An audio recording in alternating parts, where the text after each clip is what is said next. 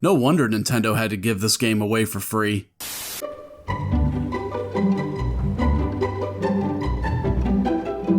Recently, I started playing Dragon Quest Builders 2. That was the ignition source for a Dragon Quest pilot light that has been lying dormant in my brain since the Game Boy Color days. Every hour I spent being exposed to those memorable tunes and characters brought me one step closer to joining this friendly and passionate community. In just a few short weeks, I went from complete indifference to committing to this project that you're watching right now. Just like Austin King in his endeavor to play every entry in the series, I'm gonna play every Dragon Quest game and cover them on this channel. Except 10, because let's keep it real, a Japanese-only MMO just ain't happening. My DQ flame may be burning strong now, but I very nearly gave up on this idea from the start. Exhibit 1, the original NES release. Nintendo really did give this game away for free with issues of Nintendo Power. I could deal with having to do everything manually from the menu, even things as simple as going down a flight of stairs. I could deal with the basic music and the slower pace of battles. Hell, I could even cope with all the thys and thous.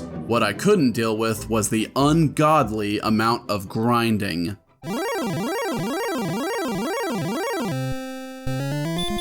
Way more grinding than what's considered tolerable by today's standards. I fought slimes and Drakis for almost half an hour, and the instant I got a little bold and tried venturing farther on the map, well, you saw what happened. And so, fearful that this project was over before it even started, I said screw this and resorted to Old Faithful.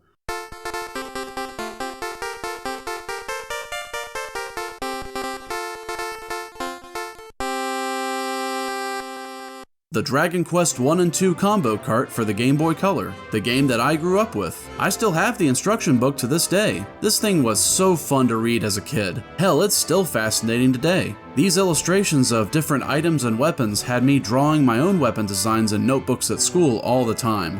You may have noticed by now that the series was called Dragon Warrior in the West back in the day. I always thought this was because the localization team thought that Quest sounded too nerdy and wanted to use a title they thought was cooler. Turns out it was because Square was concerned about copyright issues with a tabletop game of the same name. For the sake of simplicity, I'm just gonna stick with Dragon Quest or DQ. I'm sure this has been made clear already, but if you want to play the original DQ, it is my passionate opinion that you stay far away from the NES version and play this one instead. It cuts the grind way down and increases the amount of gold earned through battle. The FOV is crunched down to fit the Game Boy Color's screen size, but the graphics are more charmingly detailed and the soundtrack is more complex. Just compare the two castle themes.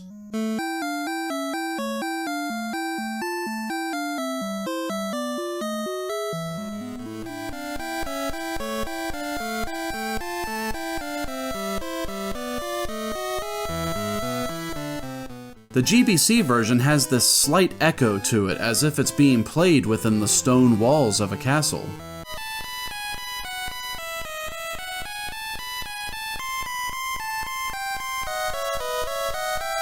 God, that sounds so good. Koichi Sugiyama may have had some unsavory views, but he did leave a positive mark on the world with his long-lasting musical career. The series will never be the same without him. Here's something I bet you didn't expect to hear. Dragon Quest I has more in common with Resident Evil than Final Fantasy. Excuse me, what? The world of DQ1 is a big puzzle. It's basically an open world that allows you to go wherever you want, provided you have the strength to defend yourself. Think of this world as the mansion from the first Resident Evil, a building filled with puzzle pieces that must be collected and used in the right areas to progress. In DQ1, the information learned from NPCs acts as those puzzle pieces. Here's an example. In the late game, there's a fortress town being blockaded by a golem that will beat the snot out of you if you try to fight it. If you talk to the right person, you'll learn that a special flute can put the golem to sleep. Where is this flute? Well, you gotta talk to another person to find out. This makes talking to NPCs an exciting notion. Who knows if the next person is gonna have some vital information or an intriguing hint? And once you find the secret key shop and buy a full set of keys, you get access to so many more NPCs and other goodies. The fun doesn't come from fighting enemies. It comes from gaining knowledge and using it to solve the puzzle of how to open the way to Dracolord's lair. Not to mention, how to find the right tools that'll help you take him out. Loto's armor is the best in the game, healing you a bit with every step and making you immune to the damage from poison swamps. But if you want it, you gotta pay attention to the clues you're given. Dragon Quest is definitely a note-taking game, an old RPG trope that has largely been forgotten today. My brother was a massive DQ nerd, and his stacks of notebooks filled with collected info was truly a sight to behold. You just know he got all the girls in high school. I'm just saying, instead of trusting yourself to remember to walk a few steps south from a water fountain in a certain town for a certain item, maybe just have a notepad handy for peace of mind.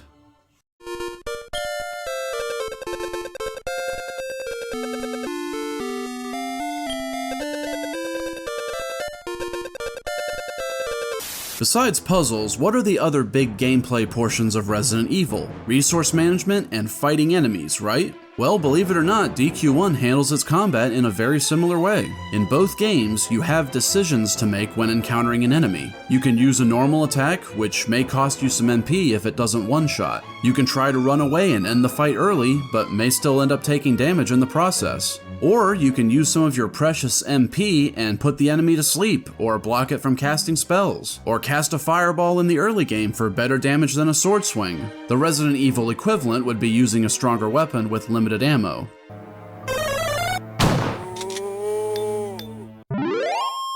But hang on there, because your magic also has uses outside of battle, like healing, lighting up dark caves, or teleporting back to the castle. Do you really want to take the risk of running dry on MP and winding up stranded in a dark cave without a torch? That Radiance spell doesn't last forever, you know. Decision making and resource management, that's the name of the game. I've held off on mentioning the limited inventory space because it was only an issue a couple times during my playthrough, but still, there it is. Yet another similarity to Resident Evil. I love how there aren't any useless or unnecessary items in this game. How many RPGs have you played that fill up your unlimited inventory with more items than you could ever use? In Dragon Quest I, there aren't potions, high potions, X potions, elixirs, and mega elixirs. You get a stack of 6 herbs, and that's it. Nothing else can heal you besides 2 armor sets, your own spells, and a restful night at the inn. Even the spells are all useful. I was able to grind against tough enemies by using the surprisingly reliable sleep spell. And if I was fighting an enemy that could heal itself, I could cast stop spell to, well, you know. Learning Radiance meant I didn't have to carry torches around anymore. The same for Repel, which is a godsend when you have to travel through a low-level area and you don't want to hear over and over. Dragon Quest I on Game Boy Color is a game that trims so much of the fat that you see in RPGs today. Hell, even the story is refreshingly generic. What's your goal? Defeat Dracolord. That's it. Of course, you can save the princess if you want, because it's not required. Saving the princess is completely optional, though doing so does make finding an important item a little easier. And why wouldn't you want to save her? That appeals to like the male fantasy. Slaying a dragon to win the heart of a beautiful princess? You're damn right it does. Hey guys, check it out. It's a Dragon Ball. Time for the part where I talk about my issues. While it's true that the GBC version does cut the amount of grinding by a lot, it is still there. You can find some enjoyment by learning the most efficient way to grind, but let's keep it real. This isn't exactly busting out sick combos and DMC5 levels of enjoyment or engaging. And do yourself a favor, don't get excited when you see a metal slime. It only leads to crushing disappointment.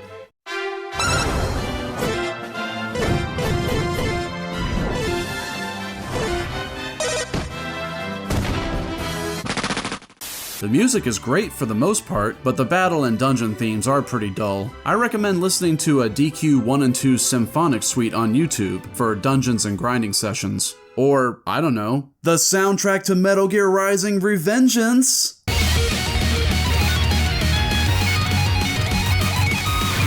Speaking of dungeons, their designs are just blah. Completely uninteresting straight paths with maybe a landmark here and there to help you map out the area. I would not blame you for looking up a map for these. Much to my dismay, this port has not been preserved through a virtual console release or otherwise. I hoped for years that it would eventually show up on the 3DS eShop, but it never happened. Square Enix did eventually release the first 3 games in a bundle on Switch, but they're just ports of the mobile versions. Disappointed! I find this decision to be utterly disrespectful to the legacy of Dragon Quest. And apparently I'm not the only one who feels that way. Hideki Kamiya also bashed Square for this decision. I have nothing but respect for that guy. He can ban me on Twitter all he wants. As I said in my Games You Should Emulate video, my policy is that if a game isn't available for purchase on modern machines, then you should emulate it for free without guilt. And that's exactly what I did. Which is really great because being able to fast forward through easy fights is a godsend. All in all, I thoroughly enjoyed my revisiting of Dragon Quest I. It wasn't even that big of a commitment since I beat it in just around 6 hours, which is nothing compared to what speedrunners can do with this game. How in the hell? It's been over 20 years since I last played this, and despite all that time, there were still a few sparks of memory buried in the back of my brain. That's how this game is. Generic looking on the outside, but once you dive in, it is capable of providing moments that will stay with you forever.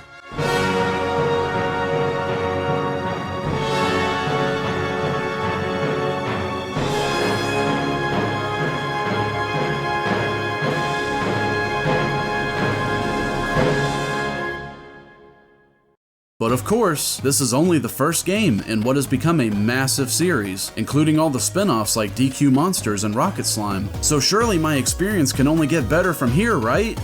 Right? Uh-oh. Please become a spooky, scary subscriber, and I'll see you next time with Dragon Quest II. This is A Skeleton, signing out.